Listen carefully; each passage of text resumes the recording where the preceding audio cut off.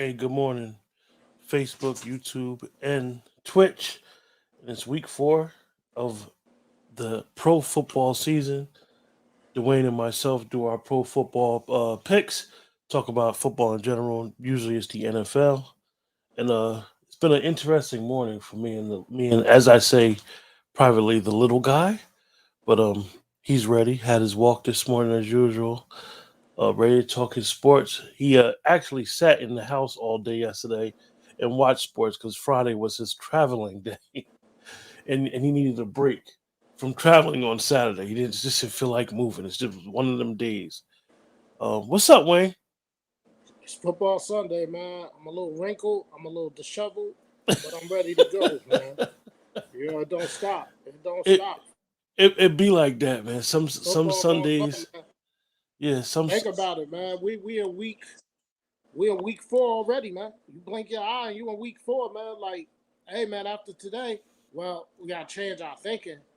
Back in the day, you used to be almost a quarter of the way through the season after week 4, but now we got 17 games, yeah. so it's a little bit different. And then everybody start feeling like, yo, my team got a certain amount of wins, certain amount of losses. We in striking distance. Why don't we make trades? But we know it's very rarely big trades in season in the NFL. But Listen, you got some teams like the Indianapolis Colts today. They got to play with a certain level of intensity because 0-4, your season's over. I don't care hmm if it's 17 games. You get to an 0-4 start, it's hard to get back from that. Also, I think week 4 is a big, big, big, big, big week for Big Ben Roethlisberger because, hey man, the Steelers got to figure something out. Is it Dwayne Haskins? Or are they gonna have to go? One person I think that people don't mention with Pittsburgh, and we should really start thinking about. Hey man, Deshaun Watson to Pittsburgh. Who else to handle his situation than Mike Tomlin? He has the cachet. He's been in Pittsburgh forever. Big time winning coach. Never had a losing season. To me, he's the type of person that could take on Deshaun Watson. So I don't know if they'll have the capital that Houston's going to look for as far as players and what have you. But yeah, Big Ben only need one touchdown to get to 400 in his career. It's been a good career, 2 Super Bowls, but maybe time for Pittsburgh to turn the page you know after that that year. you threw me off right there with Pittsburgh, but that I can agree with you on that definitely because that's the type of organization, basically founders of the NFL, that family, basically one of the families that is strong in the NFL. And I know a lot of times you get these knee jerk reactions from a lot of fans that be like, "Oh, this happened for this person, this happened for that person, or whatever." I do think Pittsburgh is one of those organizations that can handle the situation. I do think Deshaun needs to be playing. At the end of the day, for me, I don't care. How I feel about the NFL, how they treat the team that I root for. But at the end of the day, accusations are accusations. If they have not had their situation adjudicated, they need to play. I mean, it's just not right because at the end of the day, he's not playing. Yeah, he's getting paid, so now they're not getting a return on their investment, and it's like, okay, y'all just got money to give away, and I just think that's just crazy. So Yeah, hopefully we can see Deshaun until his situation gets resolved. but So the way week 4, man, I told you I was gonna throw you for a loop with a question, but I'm gonna wait until we get halfway through the schedule. Um, Give me your one matchup that you're looking forward to today, like the one game, like yo, you just gotta yeah, see it. it's no intrigue, man. It's what it's been talked about all week. It's Tom Brady going back to New England. No matter if you think Tampa Bay is going to blow them out or whatever, it's Sunday night football. It's Tom Brady going back to Gillette for the first time. I don't know. I heard some shows on NFL Network, NFL Radio. I heard some on the Big Lead Networks. Man, will he get booed? That man's not going to get booed. It's going to be a hero's welcome back to Gillette. It's one of those moments that you look forward to in sports. I think it's going to be a dog game. I just think Tampa's going to blow them out. But it's not about that. It's about Tom Brady coming home, man. And there's no other matchup that matters this week. I hate to say it like that. When you're looking at it from a personal interest story, I mean.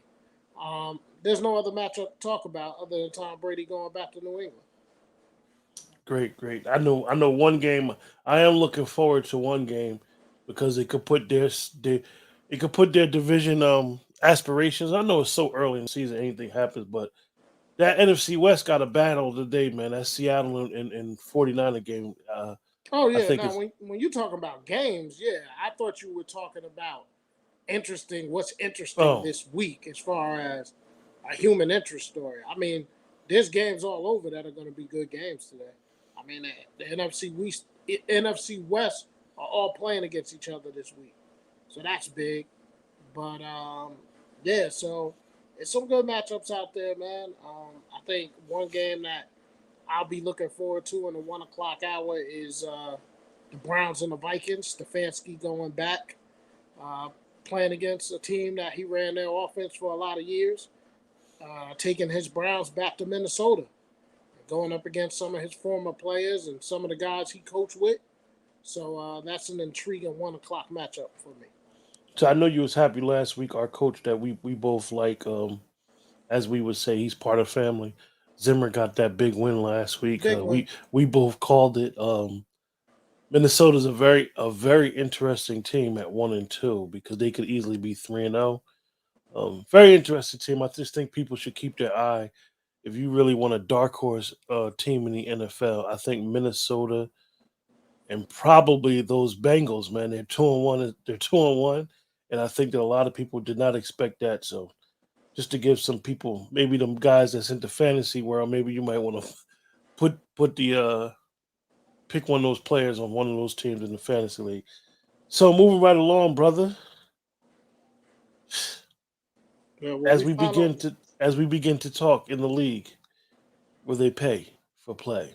Well, we follow along with ESPN. So the first game ESPN has listed today is the 3-0 Carolina Panthers traveling to Dallas. Cowboys are 4-point favorite. It's a 1 o'clock game on Fox. Um, should be an interesting game, right? You got a team in the Panthers who, if you average out their 3 games, they only give up 15 points a game. Uh, they have the most sacks. They have the most quarterback pressures. They're number one against the run. No single running back. 3 games now. No single running back has rushed for more than 25 yards on them in the first 3 games. Now, if you look at their opponents, I mean, I think that has a lot to do with it.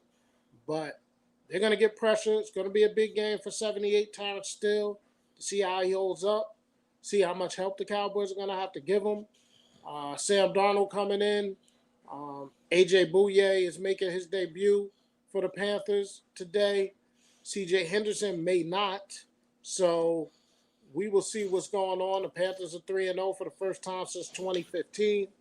I love Matt Rule. I'm on record as saying that. Um, Gonna be interesting. Gonna be interesting to see what the Cowboys do against this defense. I think on the other side of the ball, very intriguing matchup, wide receiver versus cornerback matchup is going to be DJ Moore, the Panthers, against Trayvon Diggs, the Cowboys, who's off to a fast start and who was named the NFC Player of the Month for September. So it should be a good game, man. It's a biased take. I like the Cowboys in a close one. The one of the things is that, like you said, this is the first game, and we usually go by ESPN's scheduling how they do it. So when we do our rundown show, um, this is one of those games that me and yourself being Cowboy fans, we kind of over examine the team that we root for. This is an interesting game, like you said. It's actually the Cowboys' offense against this young, good defense. Revitalized Hassan Riddick coming back with his college coach. I know how you feel about the coach. You love this guy. You actually has got me into him. Understand the defensive coordinator Powers, who's been around, who's been with the coach for a while. Understand they got a dynamic offensive coordinator. Carolina is an interesting team that if you love college football as much as my co-host Dwayne does, you would love the Carolina Panthers because of what these coaches did on the college level and how they ran their particular programs that they've touched. I think this matchup is a good matchup for both teams for week 4. It's a measuring stick to see where they're both at in their programs. Um, I think that if you was to see this matchup again, or this matchup would have been at like week 12, I think it would have been more intrigue throughout the league for the matchup. I just think that one of the things that the Cowboys have on offense right now is they're literally rolling. With playing the Super Bowl champs the first week, what the Cowboys had to do is rely on basically the passing game. So it for me, it's amazing that Dak came in looking so sharp after being gone for so long. So I think that kind of helped them. As they say, it's no moral victories in losing. So I think it helped the Cowboys with their confidence in a way because they are the third youngest team in the NFL, of course, according to PFF, which is interesting. But I think the Cowboys can win a close one, 27-21, something like that, touchdown late or a defensive stop late. Very interesting game, though. I look for these two teams. I look for Carolina to be interesting going down the stretch of the NFL season, and Dallas. We both know that they should win their division. So with that, we both picking the Cowboys. Washington football team and the Falcons, Dwayne. Yeah, Washington's a 1.5 point favorite. It's a 1 o'clock game on Fox. The Falcons won a big one on the road last week. They returned home, and still waiting for this Washington football team vaulted 1985 Bears, 1990 Giants defense to show up. Hey man, they've been getting handled.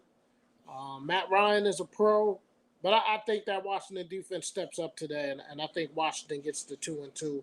Um, Depends on what you see out of Taylor Heineke. The Falcons was a little bend but don't break against the Giants last week. I would like to say that Daniel Jones is better than Taylor Heineke. So, um, so the Falcons defensively should have a little bit of an easier go today. I like the Washington football team. I think they're going to blow the Falcons out today. The War the Falcons offense really when I watched them against the Giants last week, I just was not impressed. I was disappointed in what I saw with the Falcons on offense. They just looked at stuck in sand. I don't know if Calvin Ridley is hurt or whatever. He didn't look good. He looked at like a bad receiver, and I know that he's considered one of the top 15 guys in the league. Um, the Washington football team, and I'm not going to kick their back in. Like you said, like you already reiterated, their defense. What we got to understand is football fans sometimes is to realize, as you always tell me, with all the transition and all the players leaving, last year is last year. It's done and over with. That Washington football team defense line last year had a 5-man rotation that to me was just unstoppable. Now they got down to the 4-man rotation with their sack leader leaving, Brian Carrigan going to the Eagles. So I'm just not impressed with their defense at all. But I think they have enough to beat the Falcons. The Falcons have not done anything that I've seen that they what I saw from the Falcons last week. I'm surprised if they won't go 2-15 for the rest of the season. So I picked the Washington football team to win as well. Yeah, you got Texans versus the Bills. That's 1 o'clock on CBS. All I have to say about that game is Buffalo's a 17.5 point favorite. Bills win this one. Clearly top five player for MVP this year. He's going to pad his stats.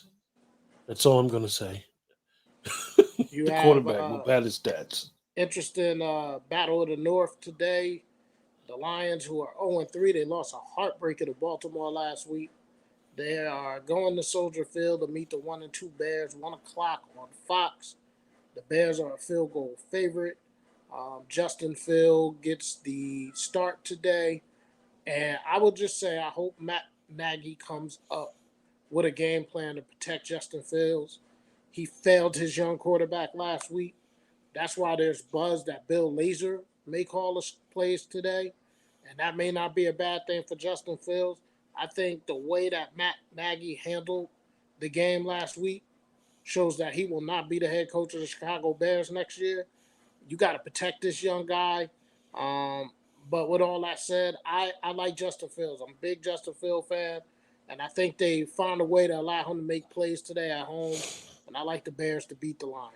One of the things yourself and myself, we both like Dan Campbell. Dan Campbell, Detroit, they need to win in the worst way, just to have confidence in the rebuild program.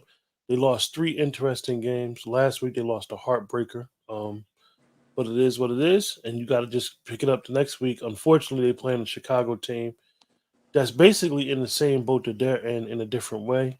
Chicago needs to reset their franchise. They got the quarterback, they got the receiver, they got players. Right now, I don't think the GM and the coach can make it. The coach is doing stuff right now where I'm starting to think that he don't even want to finish the rest of the season. Um, so I think the players win this game in spite of the coaching today. Okay, then you have the Indianapolis Colts, who are 0-3 and in desperate need of a win. As I said, kicking off the show, they go against the Miami Dolphins, who are 1-2. It's a 1 p.m. CBS game. The Dolphins are a 2.5 point favorite right now. Jacoby Brissett gets the start because Tua is still out. He goes against his old team that he played for last year. Um, Carson Wentz is not healthy, folks. He's going out there. He's gutting it out because he doesn't want to hear the noise that's surrounding him. Um, it's a must win for the Colts. They got to play with a level of desperation today. I think they do enough in the running game, and I think their defense will play balls out against Jacoby Brissett. Everybody knows I'm on that Dolphins bandwagon with Brian Flores, but for this week, I'm gonna take Frank Wright and the Colts because if they go to 0-4, it's basically over for them. And the bad thing about the Colts having a bad season, if Carson Wentz plays a certain amount of snaps, they don't even get the benefit of a top draft pick because it'll go to the Eagles. But that's the story for another day. I like the Colts to go on the road today and beat the Dolphins. Bad teams right now. Two teams that are definitely headed in the wrong direction. Two teams that are desperate. If you like good quality football, I think today's game between these two teams will be a good game because of the desperation. I think we'll see a lot of teams just needing to get a win, just get through this week. Definitely with the Colts, we're getting a week. Bad injury this week during practice. The best right guard in football got hurt for the Colts, and this is catastrophic for what they're trying to do because the Colts have had a very good line for the last couple of years, and now when you lose Quentin Nelson, um, it's just bad. But I think the Colts could squeak this out. This may be one of those 2019 games, real tough game. I know the score sounds crazy, but this would be a pick 'em. This desperation on these two teams and these franchises is big, big this week. So I'm gonna pick the Colts as well. Next game, Browns Vikings. Yeah, 1 o'clock on CBS. The Browns are a 1 point favorite. Spoke about this a little bit earlier. Um, hey, Everson Griffin has found his game. He's back in Minnesota. Sometimes people shouldn't leave; they should stay where they have their most success. So he's back. They're getting a little bit of rush, but I like the Browns, man. I like the Browns with their running attack with the two-headed monster of Kareem Hunt and Nick Chubb. Baker will do just enough. OBJ is back. I like the Browns in the pick'em game. Basically, it's a 1 point game. But I like the Browns on the road to beat the Vikings today. I like the Browns as well. I think a tough game, tough game. Browns got to be very careful. Baker needs to not have no turnovers against Minnesota being up there. Like you said about Everson Griffin, it goes back to what the great Chris Carter once said that football is the one sport that it's about system sometimes over player. You could be a great player in one system and then you take that free agent money, which you should, and you go into a system totally different than you're used to, and you just don't seem like the same player. So I like we love Coach Zim, and we like what Stefanski has done down there. So this is a real good, intriguing game. Two good teams. I think that the Browns got to keep up because at the end of the day, the Bengals are who they are. They're 3-1 football team, and they're going to have to keep up if with them and potentially what Baltimore could be doing going forward. So we both gonna pick the Browns. Big matchup, Dwayne. Here, Giants, I, Giants I Saints, don't. man. I don't know how big of a matchup it is. I mean, and that's no disrespect to anybody. You got an 0-3 team coming in there. They're going to be desperate. The Saints are 2-1. It's 1 o'clock on Fox. The Saints is a touchdown favorite. The Giants, I believe, are going into a building that's going to be absolutely electric, especially after the recovery from Ida and them being the first game in the Superdome since before COVID. I think this building is going to be rocking. Jameis, you don't know what Jameis you're going to get. Daniel Jones, will the real Daniel Jones step up? With all that said, this is my upset pick of the week. I believe the New York Giants are going to go into the Superdome. They're going to go in New Orleans. I think Daniel Jones is going to have a big effort today. I think the defense is going to frustrate Jameis Winston enough. And I like the New York Giants outright to get the win today against the Saints. I think I'm gonna agree with you on the Superdome. They're gonna be rocking, man. It's gonna be a very interesting game as far as the crowd. Disappointed in the Saints defensive line this year. Quietly, the Saints defense this year has struggled opposed to the last couple of years. Their defense actually was their strength. So I think at one time I thought that the Saints defense would have gave the Giants offensive line problems. I'm not so sure about that. Big loss for the Giants. Not a Giant fan by no stretch of the imagination, but I'm a big, as well as Dwayne, we're big fans of Blake Martinez because if you watch the Giants, he just makes plays, and unfortunately he's out for the rest of the year. I'm gonna pick the Saints only because of the home crowd. I just as somebody who roots for a team that's a rival with the Giants. The Giants just the last, as Dwayne will always say, the last 7 or 8 years, and what Daniel and I could ask Dwayne this on live. Dwayne, what's Daniel Jones's record?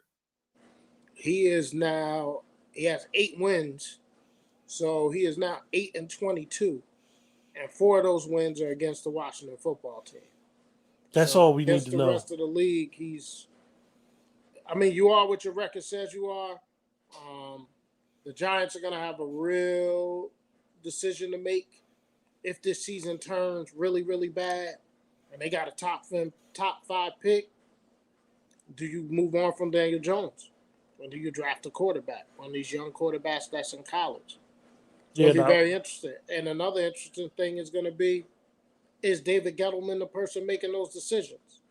So you go 0-4, your fan base is tired because 7 of the last 8 years they've been 0-2, and 7 of the last 8 years their season basically has been over by October. They're a loyal fan base. Hey, listen, I ain't going to sugarcoat it. I can't stand the damn Giants. Can't stand them. I love some of their fans, but for the most part, I can't stand their fans either because they worry about my team too goddamn much. But with all that said, I think they go in there today, and I think they play the best game they've played in a while, and I think they beat the Saints. Now, could they lose 24-7? Hell yeah, they could lose 24-7 because I picked them to beat the Falcons last week, and look what that got me, an L. see, I defer to Dwayne on that because, like I said, Dwayne has been one of them people. We actually when Daniel Jones got drafted, Dwayne and myself was on the phone. And we couldn't believe that the Giants drafted the quarterback. They moved up to draft him. And the year prior, we could not believe, as great as Saquon is, we could not believe that the Giants chose not to draft a quarterback before the running back, which we thought was both interesting.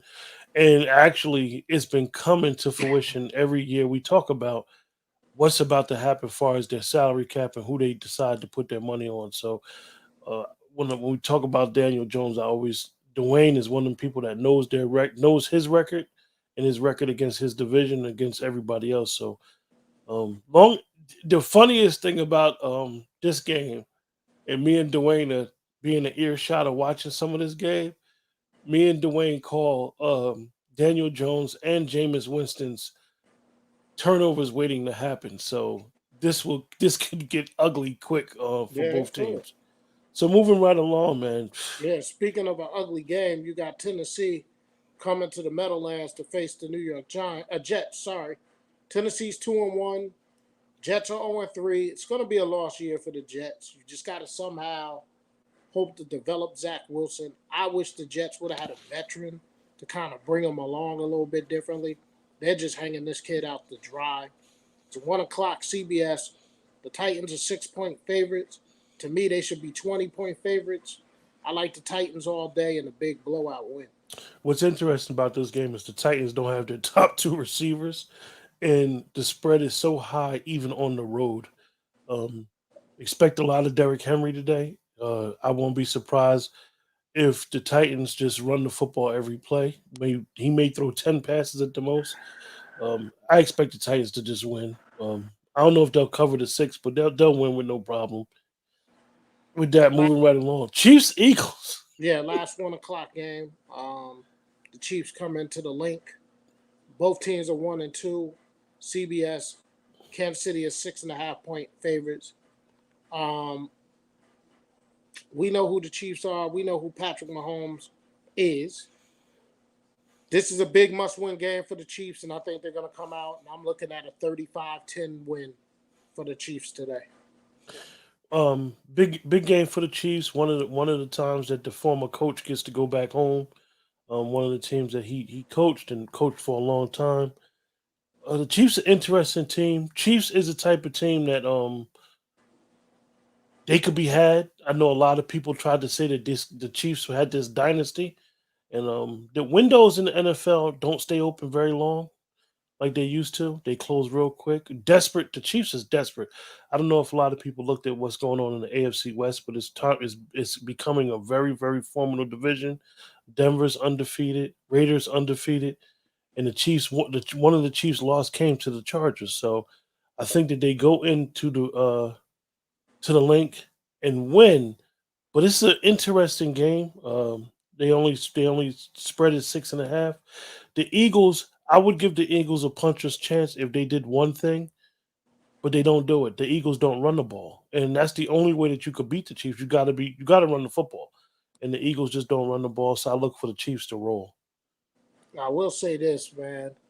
I know it's only week 4, but you're going to have to show me a better 4 o'clock window the rest of the season than the 4 o'clock window today. Like, every 4 o'clock game today is a banger. We'll start with battle of teams that are 3-0. NFC West, as I said, they're all playing against each other today. 4:05 on Fox. The Rams are a 4-point favorite. Cardinals, Rams, man. The Rams looking like the best team in the league right now. Hey, they were my pick to go to the Super Bowl. I'm going to keep saying that. And I think they roll over the Cardinals today. I just think Stafford with McVay's offense, they got it going. They're using the tight ends. Kupp is playing well. They got Deshaun Jackson in the mix last week. Robert Woods is good. You got Higbee at tight end. I like them today in the shootout. I think this is going to be a shootout. 31-27, Rams over the Cardinals. I'm gonna go the opposite way. I think the Cardinals get them. I think that the Rams big win last week. I think they have a letdown because of the hoopla saying they're the best team. I think that one of the things that the Cardinals should do is run that 2 shell, which a lot of teams don't do it. The reason why is because Cooper Kupp leads the league in yards per catch. I mean, what Cooper Kupp is doing, I know he doesn't get a lot of credit like the Devontae Adams or the Hopkins or these guys, but Cooper Kupp is a great route runner. I think he's the second best route run receiver in the league. Their offense is predicated on misdirection. So I think that one thing you have to do with the Rams that a lot of teams aren't able to do is try to force the Rams to run the football. It sounds crazy, but don't allow them to pass the ball all over the park. And I think that our guy Vance Joseph can do that on as defensive coordinator of the Cardinals. So I'm gonna go the opposite way. Same score though. I think it's definitely gonna be a shootout. I think Kyler Murray is here, folks. One of the things, he is a small kid, and we could always say he can get hurt. He doesn't get hit too much to be so small. So look forward to a shootout. You look forward to a duel. Look forward to a big scoring game back and forth. Cardinals, Rams. Dwayne's gonna pick the Rams. I'm gonna pick the Cardinals. But at the end of the day, we look forward to a good game. Yeah, 4:05 at Levi Stadium. You got the Seattle Seahawks coming to town to face San Francisco. Seahawks are 1-2. San Francisco's 2-1. San Francisco right now 2.5-point favorite. 4:05 on Fox. I still don't think San Francisco has played their best game yet. Seattle is an interesting matchup. To me, this is a toss-up game. I went back and forth all week.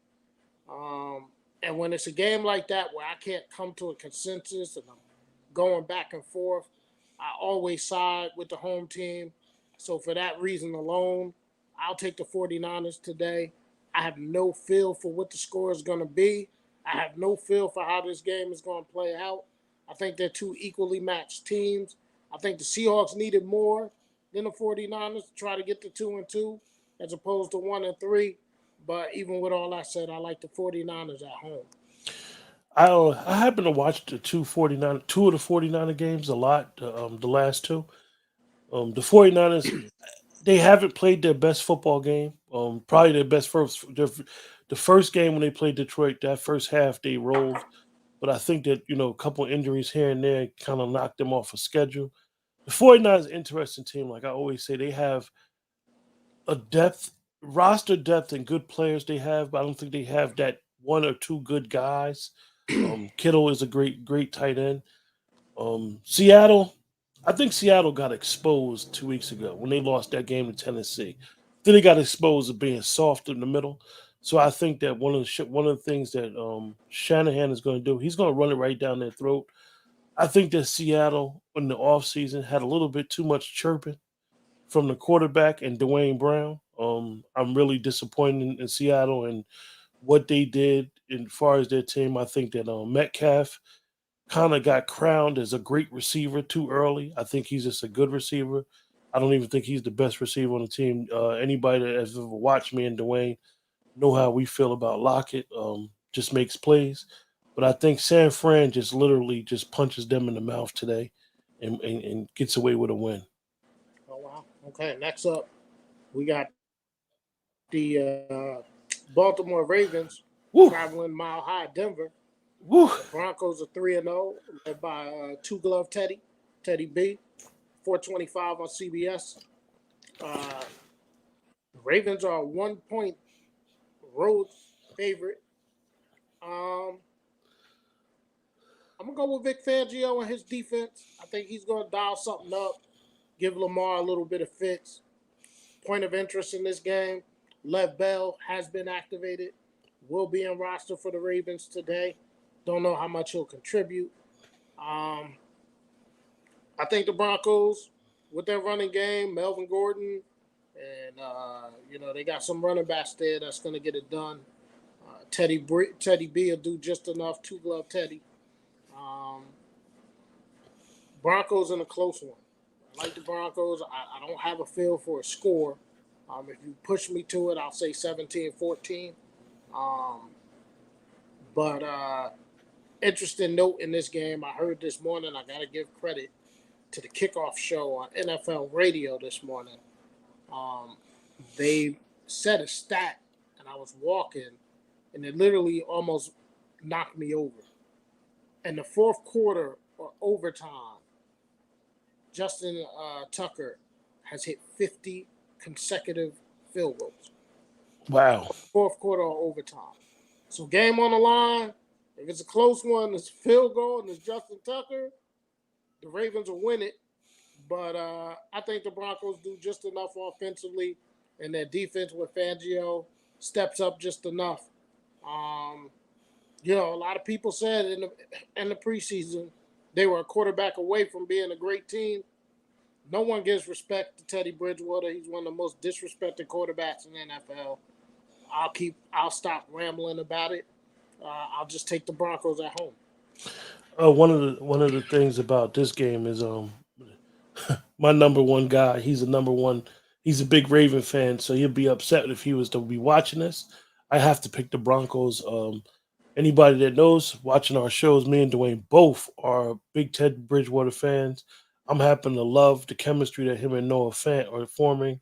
I think it's going to be an interesting matchup.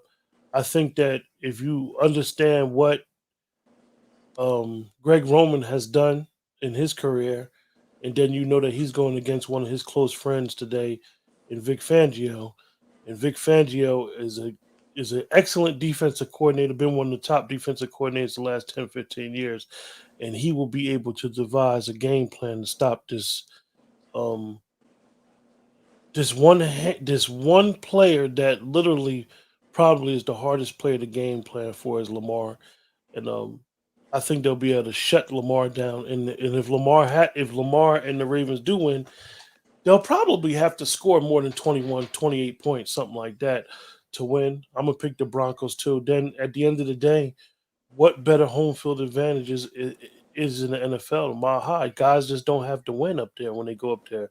So I'm gonna pick the Broncos as well, Dwayne.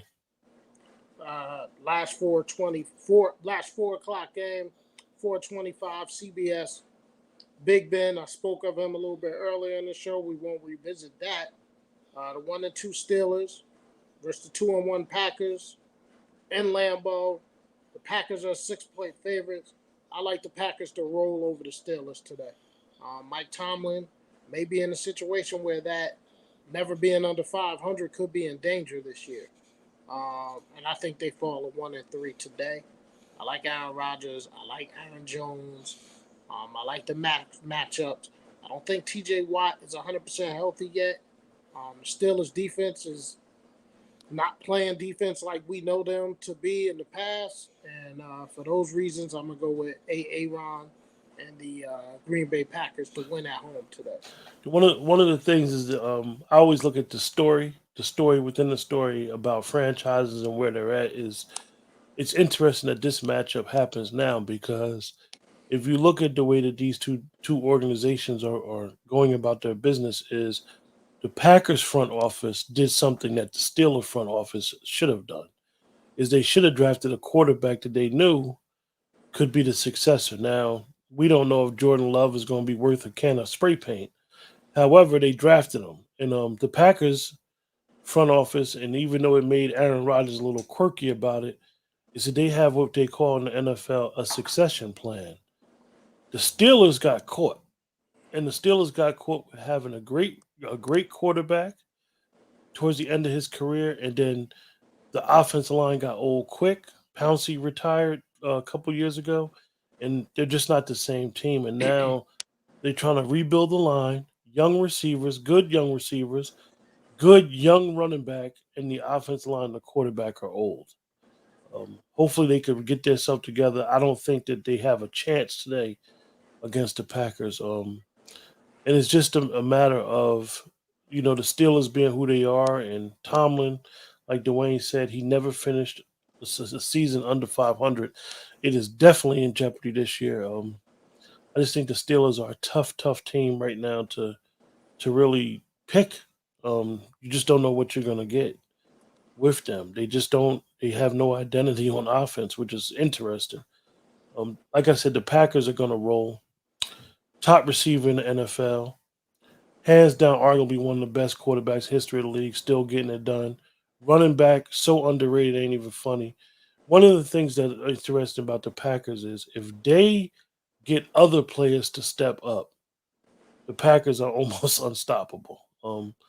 I think that their defense is going to struggle without Smith. Smith had just had surgery, just IR'd him. So, but they're at home. They're going to roll. First time I remember these two teams playing in a long time, definitely in Green Bay. So look for the Packers to just do what they do. Last game of the day is Tampa Bay 2-1 going into Gillette Stadium facing the 1-2 Patriots. NBC game 8:20. Tampa Bay is a touchdown favorite in this game as they should be. As we spoke about earlier, I'm really looking forward to this, not because of the game. I don't think the game will be that good. I think that Tampa Bay will roll. Um, if you're a sports fan, this is one of those great sports moments, man. You got this guy going back to a place that he won six Super Bowls, man. Six. you know, was the franchise. A lot of people would say Belichick, Tom Brady was the franchise. Just don't even question that. So, what emotions he's going to deal with? Will those emotions hamper him early in the game? Those are sort of things I'm looking out for. As far as talent on the field, it's a mismatch. I think Tampa Bay wins by 2 touchdowns. Interesting matchup.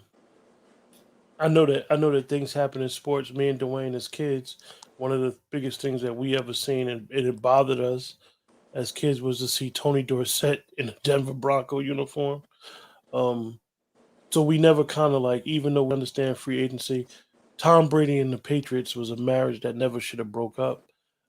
Even though that Tom Brady has won a Super Bowl with Tampa Bay, it's just not the same. He is the Patriots. He's been the face of the Patriots. I think that with all the other networks attacking the coach, I think it's funny because to me, he is the best coach that ever played. I think he is the best winner. I think Tom Brady's the best winner. I don't like to say best quarterback.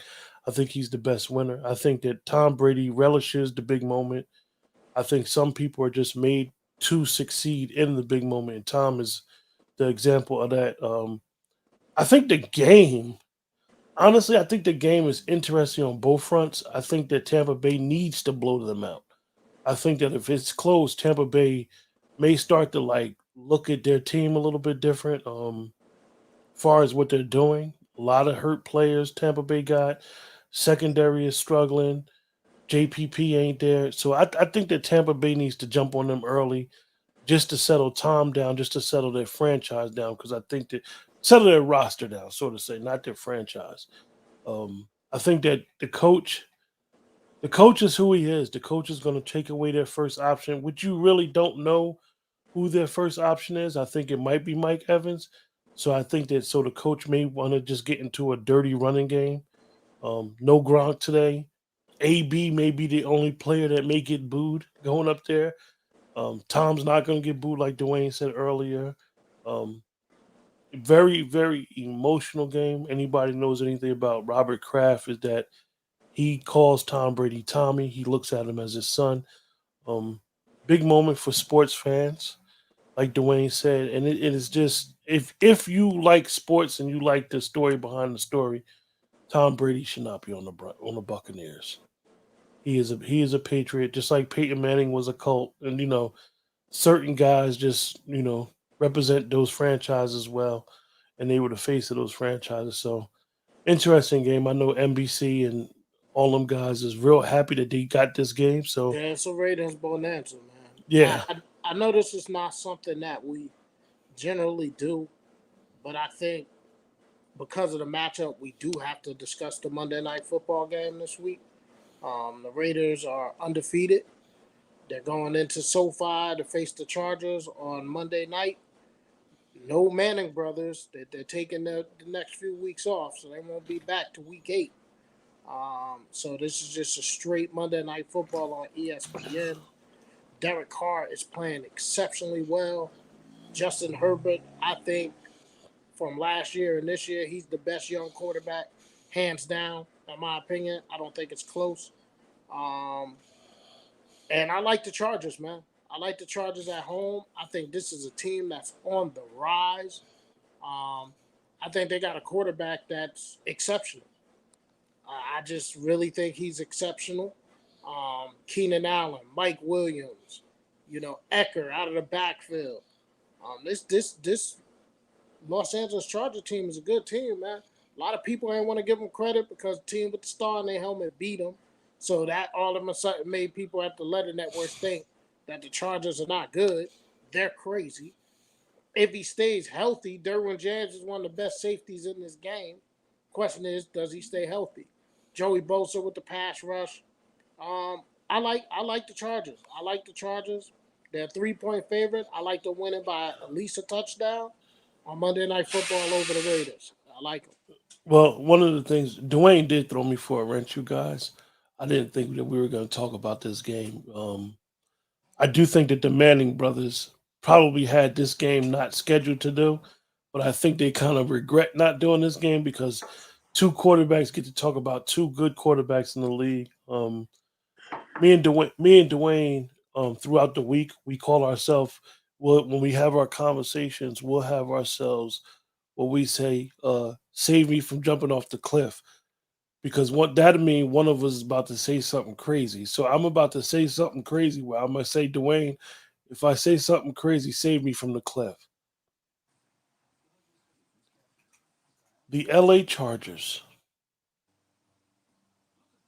if they do not commit penalties the way they do and can limit their penalties to 4 a game, they will walk to the Super Bowl. Mm. They will walk to the Super Bowl. I know our audience might think I'm tripping. Uh, the LA Chargers are the real deal. They are just a football team who commits bad penalties at the bad times. It's kind of funny that I'm talking about them in penalties and the Raiders, because historically the Raiders have led the league in penalties. Um, Look for a major shootout tomorrow. Look for one of the great games of all times on Monday night tomorrow. Two quarterbacks, one quarterback who is a surprising MVP. David Derek Carr is a guy who I always consider he doesn't get credit for being just a good football player. He's a good player. Has been a good player. Um, Gruden doesn't get criticized there, but the quarterback does, which is interesting. Like I said, how I feel. I don't even the Chargers. I have to pick the Chargers. I would probably pick the Chargers every game for the rest of the year, which sounds crazy. But if they do not get out their own way, um, they will walk to the Super Bowl. Interesting thing, I don't even know, and I'm thinking ahead. I would love to see the Chargers in Buffalo play. I don't know if they're on the schedule, but that would be an interesting game to see. Um, Eventually, they're gonna whew, potentially see each other this year. It may yeah, not be in the regular season, but I think they are both playoff teams. As everyone knows, I picked the Buffalo Bills to represent the American Football Conference in the big game. So you know, you got yeah. two of the best young quarterbacks in the NFL with uh, Josh Allen and of course Justin Herbert.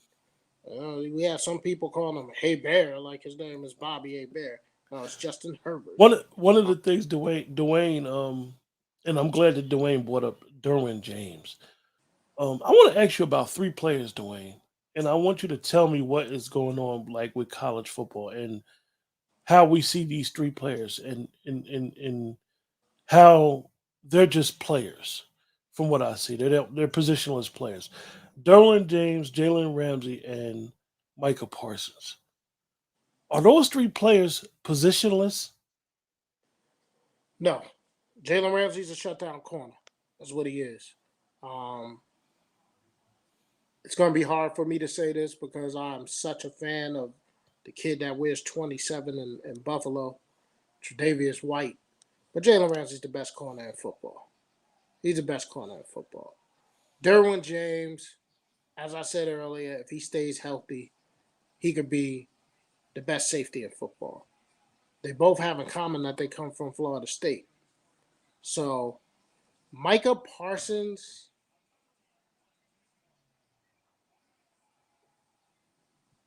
I will say this. The Dallas Cowboys got lucky. Dallas Cowboys got lucky the way the draft fell for them, which is difficult for me to say because everybody knows my favorite rookie defensive player is Patrick Surtain the second, and he's proven who he is in Denver.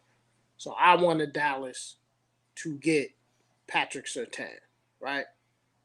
The difference between in a passing game, you got a shutdown corner and Patrick Surtain can't measure it.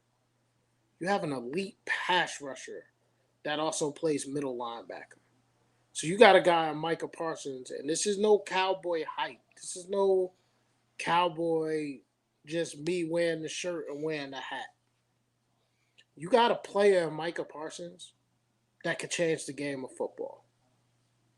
Where you could have a guy that on first and second down is playing middle linebacker and is running all over the field. And then on passing downs, he's putting his hand on the dirt and he's rushing the quarterback at an elite level. Just look at Pro Football Focus. He's played 3 NFL games after not playing a down of college football last year because he opted out because of COVID. And he's getting after it, man. The Cowboys got 2 rookie defensive linemen that get after it. Osa Odighizuwa had 1.5 sacks last week from the middle of that line. So you got times today where Sam Darnold is going to have to deal with on the left side, the right side of his offensive line, Odighizuwa and Micah Parsons lined up right next to each other. Let me ask you, and I know that most people know that makes me excited. Most people know that most people know that me and you are big Cowboy fans, and we talked about this when we heard that he was rushing, when he was basically going to play some end in the preseason because they said it, and I said to you and our brother Walker, I said I've heard linebackers that was outside linebackers play DE because basically it's a rush man's position. But I've never heard a guy who could play middle linebacker be able to rush the quarterback from the end. It's funny that you say that, right? Because I had this conversation with a guy that I respect his football knowledge immensely. And he said, everybody's talking about Micah Parsons, linebacker, and get after it. Don't forget about Khalil Mack. And I said to him, you're right. Khalil Mack is a linebacker in every sense of the word, and he can get after the quarterback. But you have to show me the film. And if you show it to me and I'm wrong, I'll be wrong. Well, he got his hand in the dirt at defensive end going after a quarterback. Khalil Mack, for anybody that don't know it that's watching the chat, Khalil Mack is one of the first players that we remember in recent history who was an all-pro at linebacker and a defensive end. And I think that the person that said that to you, Dwayne, is very knowledgeable of football, but he didn't play middle linebacker. That's the thing that is weird. And you don't want to, like you said, you don't want to jump out the window with being a homer for the Cowboys. Is that I've never seen a middle linebacker. Now I've seen outside guys be able to do it. I believe Lawrence Taylor was the greatest pass rusher of all time. I mean, I believe Lawrence Taylor was incredible. I never compare anybody to LT. Well, you got Derek Brooks, you got LT, you got T Sizzle, Terrell Suggs. These are all linebackers that could get down there, put their hand in the dirt, and get after it. Now, Khalil Mack can do that as well, but you also got to watch a Chicago game. Like, I love football, man. Like, I'm watching football all day today. I won't be able to see my Cowboys, and it hurts me, but I'll have them on the radio. Khalil Mack, a lot of his pressure sometimes, folks, if you look at it, he's coming right up the middle. He's shooting that A-gap. He's causing havoc. Now, listen, Micah Parsons can do that too, but you have to understand, 2 games in a row, this young man has his hand in the dirt. He's not even playing his natural position. Now, someone asked me this question this week, and before I answer it, I'll ask you. What is more valuable to your franchise? A stud defensive end that can rush the passer or a stud middle linebacker? Well, I'm gonna say because I'm a big Ray Lewis guy, I'm gonna say the middle. And the reason why I'm gonna say the middle is because literally we know from watching any form of football, the first thing that the quarterback does, who's the mic? Is because the mic is the telltale of the defense. One thing about the end position is you could chip him, which Micah Parsons got chipped last week, and he didn't like that too well.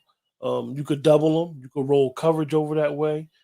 You could try to run away from him, which didn't help when you played against the greatest LT. He just hawked you because of his speed, which Micah Parsons is probably the fastest player on the Cowboys roster, Well, which is interesting. I disagree with you. And the reason I disagree with you is for everything you just said. Think about how you just game planned a Yeah, defensive end that comes like a yeah. bat out of hell off the edge. Listen to the last statement you made. All the things that you have to do. You ain't got to And do that see, with a. You and don't see got to do the that with a middle and backer. and see the funny thing, Dwayne, is me and you both. I think that me and you both love defensive football more than offensive football. Oh, But absolutely. just think is we're not even offensive coordinators, and just think about how offensive coordinator even today has to plan for Micah Parsons.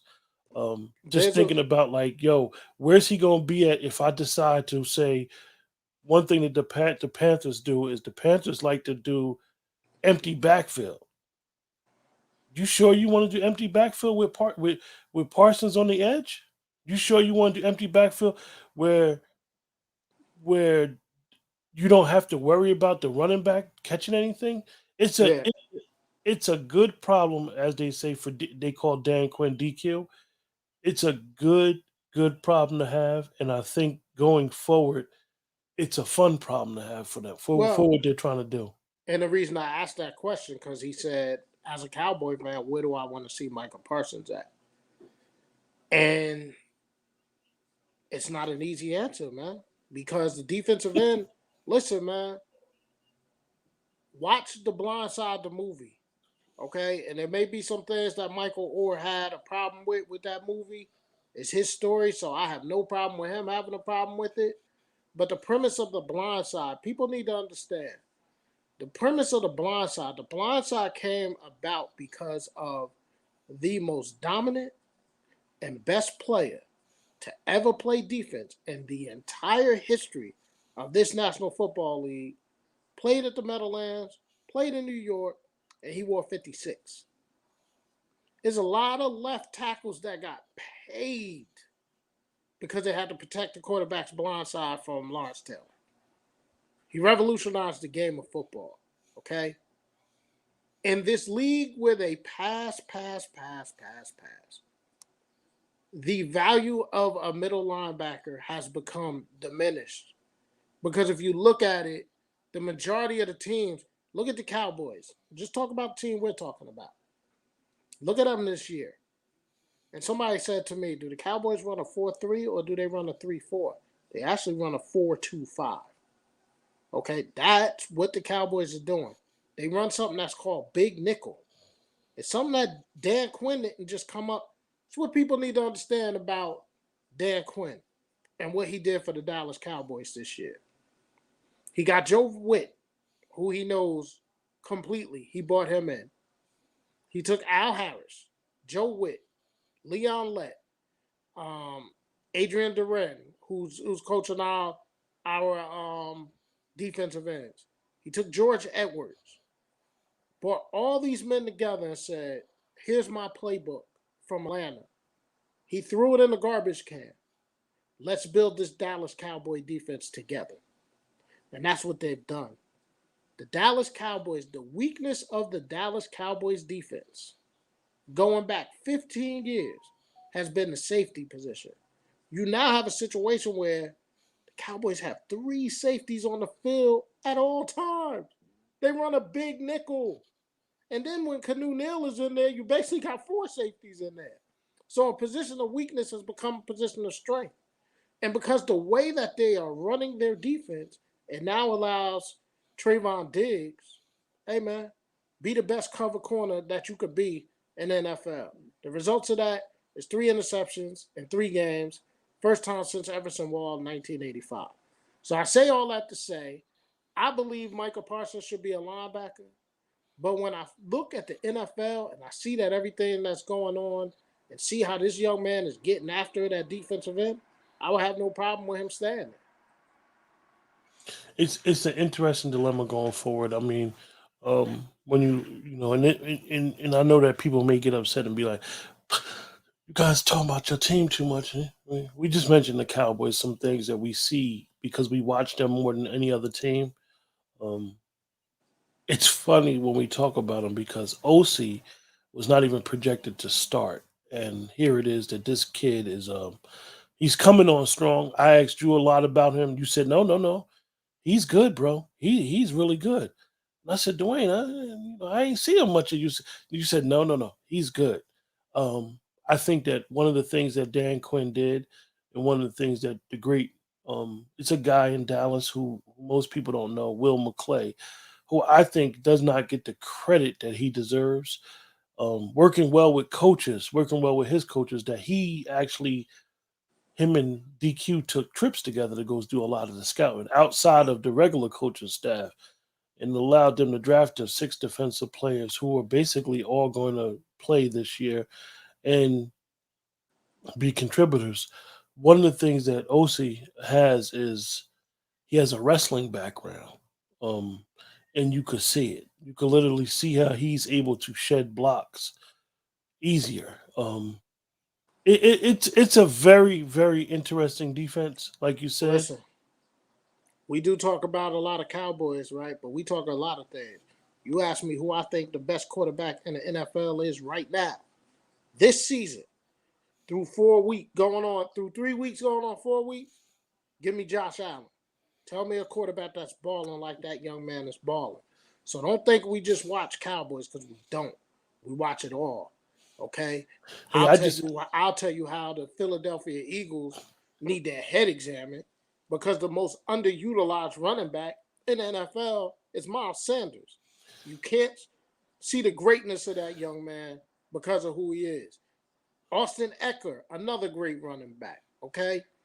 My favorite position to watch, and people may not understand this, my favorite position to watch in the entire NFL is the cornerback position. And it's some good, and if I wanted to be a homer, I would come on here and say, oh man, Trayvon Diggs is the best corner in the NFL. I'm not saying that. But it's good to have one of these guys. It's good that he's in the conversation of being one of the top corners in this league in 2021. That's all I can talk about. I mean, he's the NFL player, the defensive player of the month for a reason, right? And it's not because I'm a Cowboy fan. It's not because he got a star in his helmet. So anybody that want to come at me saying I only talk about the Cowboys, check the facts. And it's funny. It's funny because if you watch the Cowboys, it's a guy that's doesn't even have more than 2 sacks, who is actually probably the best defensive lineman on their defense this year through 3 games. If you look at pressures and being able to take double teams, Randy Gregory's having a great, a great Yeah, year a little so chipped far. up today. Don't know. Yeah, He's a game time decision, which yeah. that would be another big blow to the Cowboys, because they're weak at defensive end, man. Bradley and I is out again with COVID. Canu Neal is out with COVID. Don't know if Dorrance Armstrong will be back this week. Now Still Randy, ankle. His now ankle. Randy, Randy Gregory is a game time decision because of his knee. So the Cowboys once again will have no choice but to play Michael Parsons at defensive end, because they're just banged up at that position. Interesting. Well, Wayne, another great show, man. Look forward to later. Look forward to our long conversation with football today. It's gonna be interesting. Yeah, everybody enjoy your football Sunday, man, and be kind to one another. Show people some love. We live in a crazy, crazy world, and if we can get enjoyment out of a kid's game, right, in the league where they play for pay, that's not a bad thing when you consider everything else that's going on. But I With hope that, everybody enjoy it. everybody stay safe until tonight when we do our post game show and reviews. See you guys later. Enjoy your football. Enjoy the good weather. Take care, everybody.